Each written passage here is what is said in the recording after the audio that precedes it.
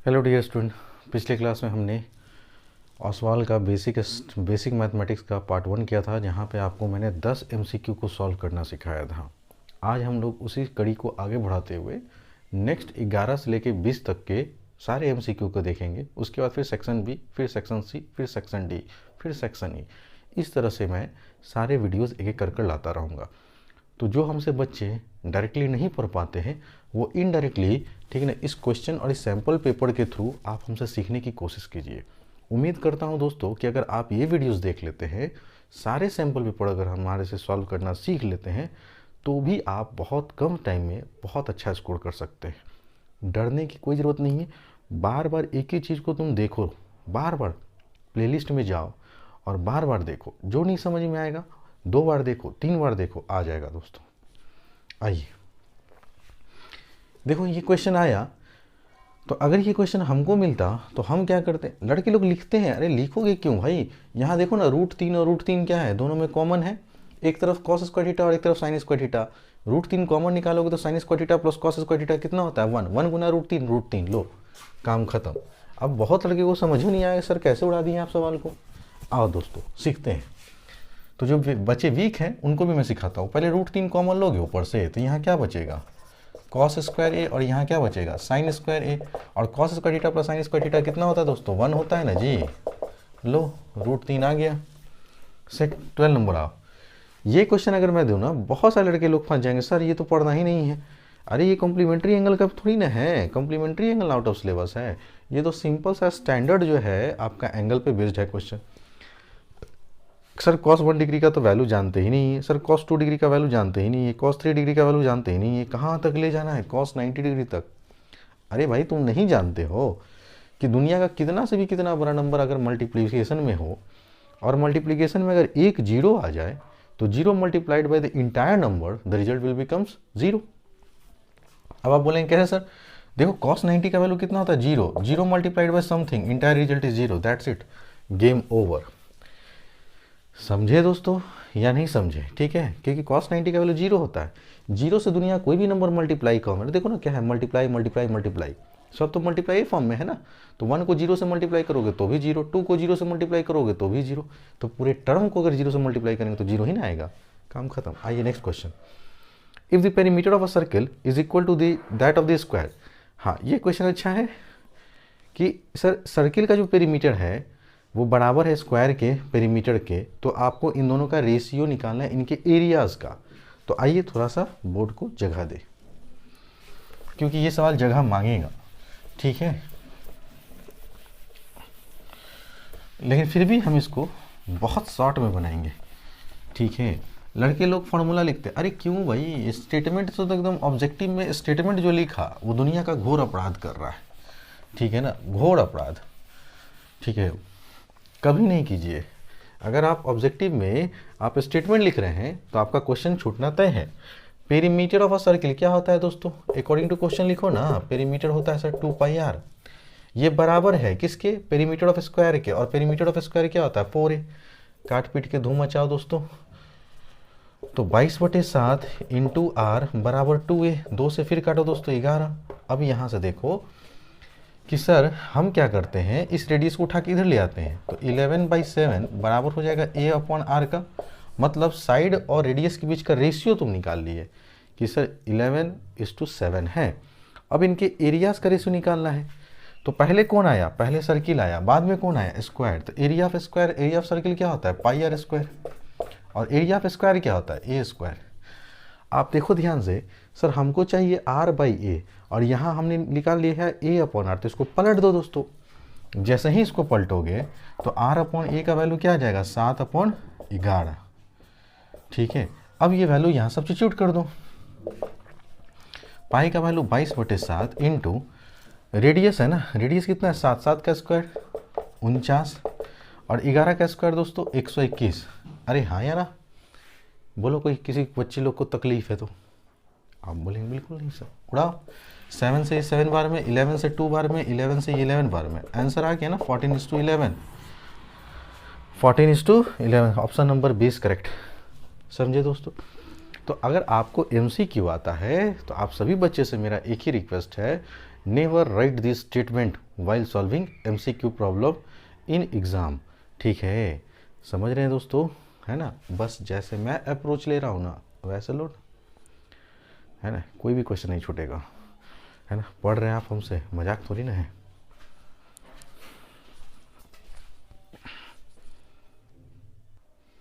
Hello, आइए दोस्तों, question number 14 देखा जाए। कहा जा रहा है if the radii of 2 circle are in the ratio 4:3। 2 circle के रेडियस का रेशियो हमको मालूम है ना दोस्तों 4:3, और आपसे फिर से रेशियो ही पूछ रहा है, तो क्या ज़रूरत है एक्स उक्स पढ़ने का। कितना लिखता है 4x:3x, 4y:3। बेकार है दोस्तों, जब रेशियो दिया हुआ और रेशियो पूछ रहा है तो सीधे उड़ाओ सवाल को। इनके एरिया का रेशियो निकालना है, तो एक होता है पाई कैपिटल R स्क्वायर, एक होता है पाई स्मॉल r स्क्वायर। पाई से पाई कट गया, कैपिटल R देखो 16 और छोटा भी 9, तो 16:9, काम खत्म। अरे समझा जी, कैपिटल R कितना है 4, 4 का स्क्वायर 16, 3 का स्क्वायर 9। क्यों XY मान के अपना जीवन बर्बाद करेंगे, आगे बढ़ेंगे।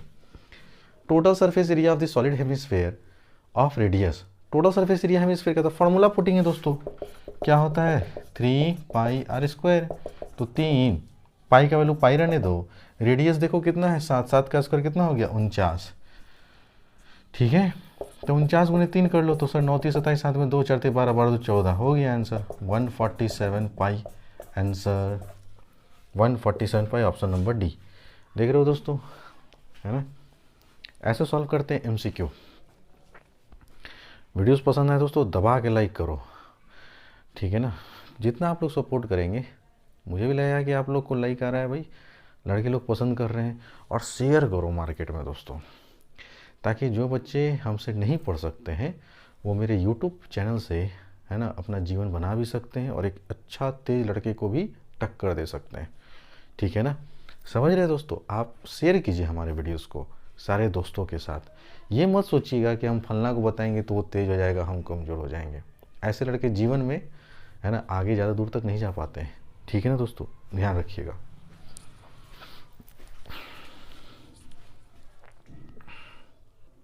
आइए स्टूडेंट, क्वेश्चन नंबर 16 देखो ध्यान से।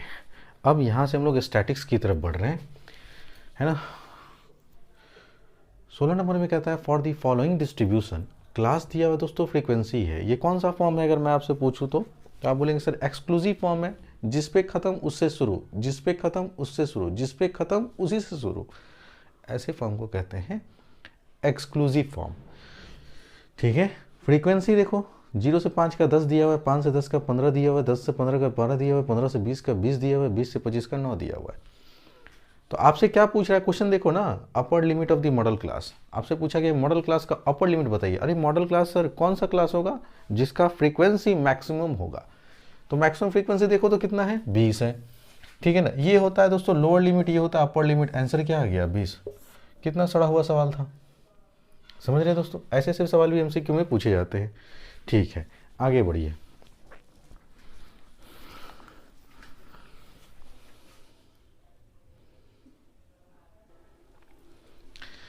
If the mean of the following distribution is 2.6। अब फिर से स्टैटिक्स का एक अच्छा खूबसूरत सा क्वेश्चन। मीन दिया हुआ है दोस्तों कि इस फ्रीक्वेंसी डिस्ट्रीब्यूशन टेबल का मीन जो है वो 2.6 है, और आपसे एक टर्म जो फ्रीक्वेंसी मिसिंग है ये y, इसी y का वैल्यू पूछा जा रहा है।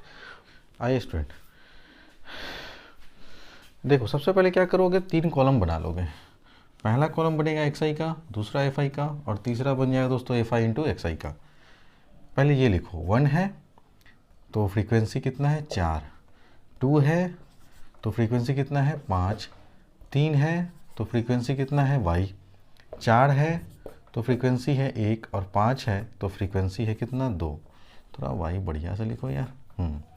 अब fi इंटू xi करते चलो। 4 1 जा 4, 5 2 जा 10, 3 इंटू y 3y, 4 1 जा 4, 5 2 जा 10। अब हमको समीशन चाहिए किसका किसका दोस्तों, सिग्मा fi का, और समीशन चाहिए सिग्मा fi इंटू xi का। देखो कभी भी अगर मिसिंग फ्रीक्वेंसी वाला सवाल आए ना, तो जो वेरिएबल रहता है ना दोस्तों उसको सर्किल कर दो, पेंसिल से एग्जाम में सर्किल कर देना, ताकि जब जोड़ने जाओ ना तो ये वेरिएबल वाला अलग से जोड़ो, है ना, नंबर के साथ मत जोड़ना। जैसे यहाँ देखो 4 5 9, 9 1 10, 10 2 12, तो हमने यहाँ लिखा 12 और इस y को अलग से जोड़ो। यहाँ जोड़ो तो 4 4 8 और एक 2, और ये वेरिएबल को अलग से जोड़ो, नहीं तो क्या होता है लड़के 3 भी जोड़ देते हैं और फिर गलत हो जाता है। अब देखिए तो सर मीन बराबर हम जानते हैं formula sigma f i into x i बटा सिग्मा एफ आई होता है। मीन दिया हुआ है क्वेश्चन के अकॉर्डिंग 2.6, पुट करो 2.6। एफ आई इंटू एक्स आई आया है 28 प्लस का 3y, और फ्रीक्वेंसी कितना है दोस्तों 12 प्लस का y। क्रॉस मल्टीप्लाई करो तो 26 को अगर 12 से गुना करोगे तो 26 दूनी 52, 26 से कम 26, 2 6 5 11 312 मैंने 31.2। क्रॉस मल्टीप्लाई किए 31.2, और 2.6 का y में भी तो गुना होगा, तो ये हो जाएगा 2.6 का y।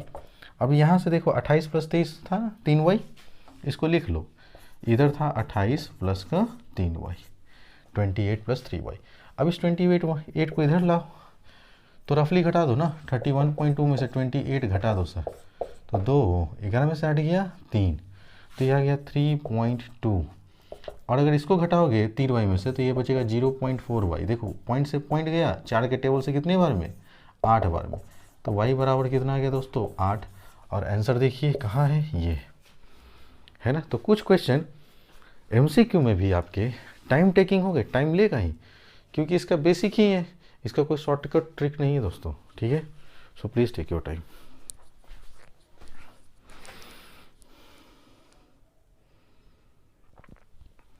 आइए स्टूडेंट, क्वेश्चन देखिए बोर्ड पे। क्वेश्चन में कहा जा रहा है a card is selected at random from a well shuffled deck of 52 cards.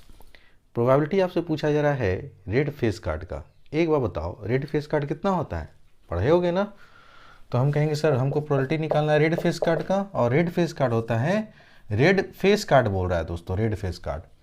तो हम कहेंगे सर 6 ब्लैक का होगा और 6 रेड का होगा, तभी तो टोटल फेस कार्ड 12 होता है, और टोटल है 52।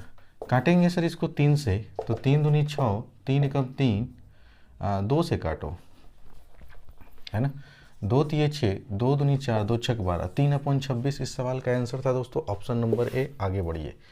अब ये जो ए आर लिख रहे हैं, ये लास्ट के 2 क्वेश्चन आपको हमेशा बोर्ड में मिलेंगे, जिसको हम लोग कहते हैं एजर्सन और रीजन बेस्ड क्वेश्चन, ठीक है ना। इसको मैं थोड़ा सा एक्सप्लेन करना चाहूँगा, क्योंकि है ना बहुत सारे बच्चों के लिए ये नया टाइप का सवाल है।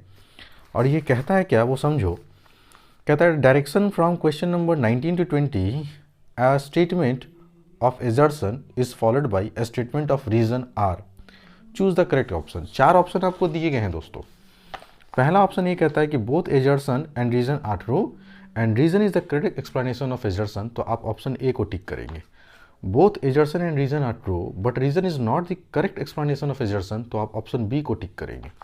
एजर्सन ट्रू है लेकिन रीजन फॉल्स है, तो आप ऑप्शन सी को टिक करेंगे, और अगर एजर्सन फॉल्स है रीजन ट्रू है तो आप ऑप्शन डी को टिक करेंगे। तो आइए इसको चेक करना पड़ता है, तुक्काबाजी से इसमें काम नहीं चलेगा दोस्तों, ठीक है ना। बहुत लड़के लोग जो है ना, जय हनुमान ए, जय हनुमान बी, जय श्री राम सी मार के निकल जाते हैं, तो ऐसे कुछ नहीं होगा दोस्तों, है ना। इसके लिए आप वो लड़का, ये क्वेश्चन बहुत भली भांति से वही लड़के बना पाते हैं जिनका चैप्टर पे अच्छी पकड़ है। नहीं तो आप अगर टिक लगा के निकलने की कोशिश करेंगे तो भाई किस्मत पे है ना। लेकिन सभी बच्चे से मेरा रिक्वेस्ट है कि अगर 1 से लेकर 20 तक का अगर ऑब्जेक्टिव क्वेश्चन है और मान लीजिए बाई चांस आपको नहीं आ रहा है, तो आप उसको खाली नहीं छोड़िएगा दोस्तों, ठीक है। अपनी किस्मत को आजमा लीजिएगा, 4 ऑप्शन में से कोई एक ऑप्शन जरूर मार के आइएगा, ठीक है ना, छोड़िएगा नहीं। लेकिन क्या पता आपने जो टिक किया वो सही हो गया, तो आपकी किस्मत में 2 नंबर लिखा तो है, लेकिन 20 का 20 बनाना है, चाहे आए चाहे नहीं आए, ठीक है। बहुत सारे लड़के छोड़ देते हैं। आओ, एजर्सन पहला स्टेटमेंट कहता है कि क्या SCF 510 और 92 का 2 है। तो इन दोनों का SCF निकालो फटाफट सीढ़ी बना के। तो ये रहा 510। हम जानते हैं सर 13 सत्ते कितना होता है 91, 14 पची कितना होता है 70, है ना। तो 510 को लिख सकते हैं 13 गुने 5, और इसको और फैक्टर में तोड़ दो तो 2 into 7 ही लिखोगे। Very good sir. अब 92 क्या हो नहीं, तो अगर हम इसको पहले 2 से ले जाए तो 2 चौके 8, 2 छक 12, ठीक है दोस्तों, 2 चौके 8, 2 छक 12, फिर 2 से ले जाओ तो 23 बार में, ठीक है। तो आप 92 का जो प्राइम फैक्टर लिखें 2 into 2 into 23, आपसे क्या पूछा गया, क्या HCF 2 है जी? तो हाँ सर HCF 2 है, देखिए ना, है ना। और HCF में हम क्या लेते हैं, मिनिमम कॉमन पावर। तो यहाँ 2 का स्क्वायर है यहाँ, है ना, 2 का पावर 1 है तो 2 का पावर 1 2 होगा। तो HCF तो एकदम सही है सर। अब नेक्स्ट क्वेश्चन होता है क्या इनका LCM जो होगा 510 का 92 का 3246 होगा। तो LCM देखो, तो LCM में हमने क्या बोला सर, LCM जब आए तो मैक्सिमम पावर देखो। तो यहाँ तो 13 का पावर 1 ही है तो 13 तो लेंगे ही लेंगे। 5 यहाँ नीचे में नहीं तो 5 लेंगे ही लेंगे। 7 यहाँ नीचे में नहीं है तो 7 भी लेना पड़ेगा दोस्तों। अब जो कॉमन था उसमें हमको क्या लेना है, मैक्सिमम पावर। तो 2 का स्क्वायर लेंगे ना कि 2 लेंगे, तो 2 का स्क्वायर ले लेंगे, ठीक है। तो 13 पचे 65, ये हो गया 4 इंटू 7 28। अब आराम से सर 65 को 28 से गुना कर लो, 1 8 40, हाथ में 4 अच्छा 48 48 4 52, 5 दूनी 10, 7 में 1 4 12 और 1 13, 0 2 5 3 8, ये ठीक है।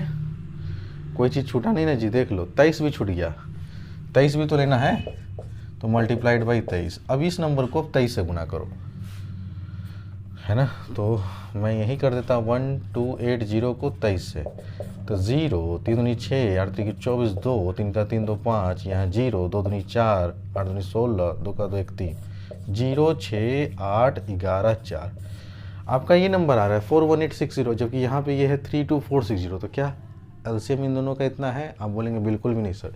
तो ये क्या है, एजर्सन फॉल्स है। रीज़न देखो, as HCF of A and B into LCM of A and B बराबर होता है A इंटू B। बात सही है सर, ये तो फार्मूला पढ़ते ही हैं आप कि सर HCF इंटू LCM बराबर होता है प्रोडक्ट ऑफ 2 नंबर्स के, तो A इंटू B के, यही चीज़ तो लिखा हुआ है, तो ये सही है। इसका मतलब एजर्सन गलत है और रीज़न फॉल्स है। तो आप कौन सा ऑप्शन चुनिएगा दोस्तों, assertion is false but reason is true, तो आप जाएंगे ऑप्शन नंबर D के साथ। उम्मीद करता हूँ सारे बच्चों को समझ में आ गया होगा। अब आगे बढ़िए, लास्ट क्वेश्चन है दोस्तों। हाँ, सारे स्टूडेंट्स से एक ही रिक्वेस्ट है, वीडियोस पे अपना प्यार ज़रूर दीजिए दोस्तों, कमेंट ज़रूर कीजिए, है ना, ताकि मुझे भी लगे कि मुझे कंटिन्यू करना है या नहीं करना है। और हो सके दोस्तों तो वीडियोस पे लाइक ज़रूर किया करो। अगर कमेंट लिखने का आप लोग के पास समय नहीं है तो कम से कम वीडियोस पे लाइक ज़रूर किया करें और अपने दोस्तों के साथ शेयर करें। चैनल पे नए हैं दोस्तों तो चैनल को ज़रूर सब्सक्राइब कर लो, है ना। ये मत देखो कि सब्सक्राइबर कम है, नहीं, है ना। अगर आप लोग जितना हमसे जुड़ते चलेंगे ना तो उतना मैं विजिबल होते रहूँगा यूट्यूब पे। क्वेश्चन में कहा जा रहा है A नंबर में, the ratio in which the line segment joining this and this internally divide by x axis is 1:2। क्या ये बात सही है? तो हम चेक कर लेंगे sir, divided by x axis बोल रहा है ना, लाइन खींचो सवाल खत्म। ये A ये B और इसमें मान लेते हैं ये C है, इसका कोऑर्डिनेट x एक्सिस से हो रहा है, इसका मतलब x कोऑर्डिनेट होगा, y कोऑर्डिनेट 0 होगा, क्योंकि डिवाइड हो रहा है किससे हो रहा है, x एक्सिस से, तो x कोऑर्डिनेट होगा ही होगा, लेकिन y कोऑर्डिनेट ऑलवेज 0 होगा। किस रेशियो में नहीं मालूम है तो k:1 मान लीजिए। पहला कोऑर्डिनेट दिया हुआ है 2 माइनस का 3, दूसरा कोऑर्डिनेट है 5,6। चलो दोस्तों x अगर निकालना है तो k का गुना 5 में 5k, 1 का गुना 2 में तो प्लस का 2 और अपॉन k प्लस 1। y देखो, y कोऑर्डिनेट यहाँ कितना है 0, फिर k का गुना 6 में तो 6k, फिर 1 का गुना जब -3 में करेंगे तो इस प्लस को क्या कर देगा, माइनस कर देगा, और अपॉन में k प्लस 1। सर इसको इधर मल्टीप्लाई करेंगे तो 0, तो 6k माइनस 3 बराबर 0, तो 6k बराबर 3k। तो यहाँ से इसको जब कैंसिल कीजिएगा तो k का वैल्यू क्या आ गया 1/2, और यहाँ पे 1/2 है, इसका मतलब ये बात एकदम 100% सही है। As the formula for the internal division, formula तो ये तो होता है mx2 + nx1 / m+n और m/2, यही तो सेक्शन फार्मूला है दोस्तों, है ना। तो इसका मतलब ये भी क्या है, ट्रू है। अब एजर्सन भी ट्रू, रीज़न भी ट्रू, तो आप किस ऑप्शन के साथ जाएंगे? अब देखिए कि एजर्सन जो है सर ट्रू है, रीज़न भी ट्रू है, और रीज़न जो है करेक्ट एक्सप्लेनेशन है किसका, एजर्सन का। इसका मतलब आपका जो आंसर होना चाहिए वो होना चाहिए ए नंबर, सॉल्यूशन ए होगा दोस्तों। तो सारे बच्चे को बहुत मज़ा आया होगा, तो वीडियोस पे लाइक ज़रूर करना दोस्तों, दबा के लाइक करो, अपने दोस्तों के साथ शेयर करो। मैं मेहनत करने के लिए अब तैयार हूँ, आ रहा हूँ, है ना। जिसको एडवांटेज लेना है ले लो भाई, है ना। समझ रहे हो ना, क्योंकि मैं टीचिंग से अब बहुत दूर जाने वाला हूँ आने वाले समय में। चलिए, थैंक्स फॉर वॉचिंग फ्रेंड्स, मिलते हैं बहुत जल्द अगले क्लास में।